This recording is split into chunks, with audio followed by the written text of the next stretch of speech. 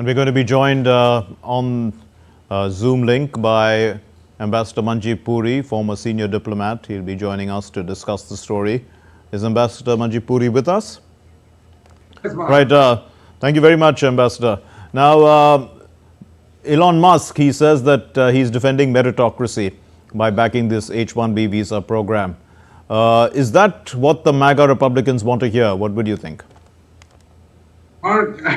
Obviously, they don't want to hear. But the fact is, both President Trump as well as many of his backers also understand that to make America great again, what is particularly important is that America can deliver. And for that, it needs talent. Now, I don't want to go into the general question that a country like the United States has benefited from immigration, including at the lower levels, but certainly at the top end. You mentioned Elon Musk, who is a Canadian South African descendant of that background. Vivek Ramaswamy himself, his parents migrated from India. Look at the top companies in the United States, their CEOs, etc. We in India are proud, but so are people from the rest of the world. And I understand, my understanding is that President Trump, with his business background, also understands. Of course, he will have to manage the contradictions within his own setup. But, you know, he has been a past master and he knows how to do it. For the United States economy, the induction of highly skilled and excellent people is a necessity because they actually have a shortage. Right. And Vivek Ramaswamy, Ambassador Puri, he says that foreigners don't have that American culture which celebrates prom nights instead of maths Olympiads.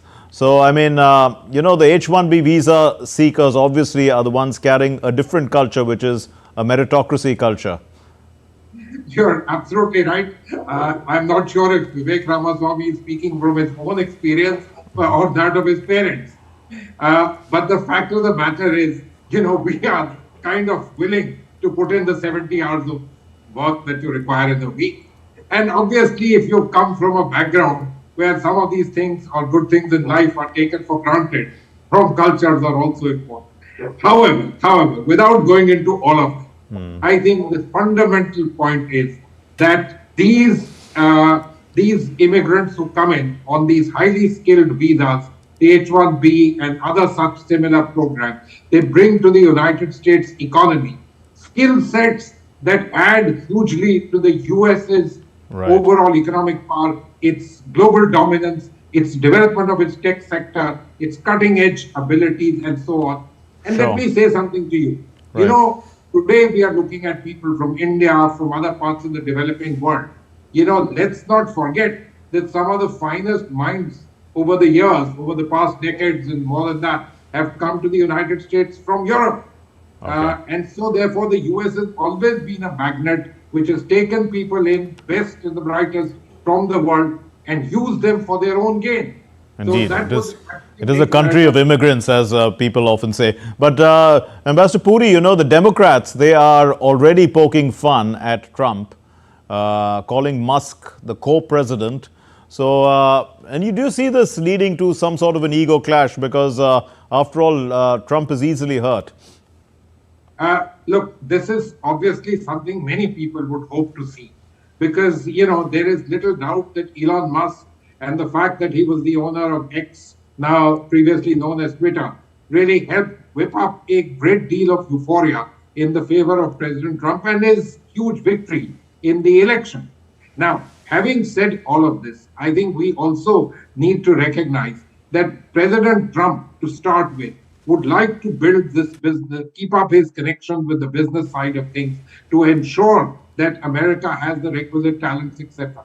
What happens in time is a different matter because then, you know, this is his second term. You start looking at legacy. There are many such issues that would come to the fore. But let us remember one thing, Mark, which is important. It was the Democrats under President Obama who in a very interesting manner crimped the H-1B program by making it a lottery. And instead of it being a case of a degree of meritocracy, i.e. if you were highly qualified, you had done more degrees, worked in the United States, you had a bit of an edge, but lottery brought everyone together in one way. It's a way of looking at all of this, but my understanding is the United States has benefited, and I'm sure someone like President Trump sees this. Now, between him and Mr. Musk, surely, there are every chance, because both also are people who are bigger in their person, bigger in what they think that they are able to do and reach All to the right. world. Let's remember, it's President Trump who has won the election, and he will be the de jure holder of power in the office and the person who will decide. Mr. Musk, in some senses, can be partner to that, or he would have to take his own decision. So there were 1.4 million visas processed in India, maybe in the year 2023 actually. But to what extent will this continue to benefit India? We see that the H-1B visa program, of course, benefits, but a lot of students go to the US, they study in the top universities there, and they are absorbed from there directly into the workforce. Isn't that so? That is absolutely right. And I'm not commenting on people, what they do for themselves. That's their own decision. But the fact is that all of them are people who develop skills.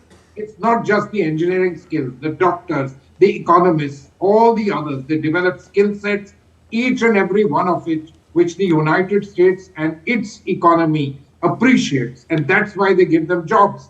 If these people didn't pony up to the levels which are required, nobody would give them jobs. They would retire. But I also want to point out something.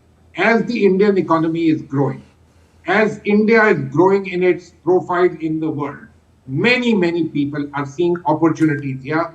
So you are seeing, in small numbers to start with, a trickle of people coming back, setting up ventures here. And so, it's not just a question of all people leaving from here. In the old days, we used to call it brain drain. There's a great deal of gain also which is taking place as a result. It's part of India coming of age too.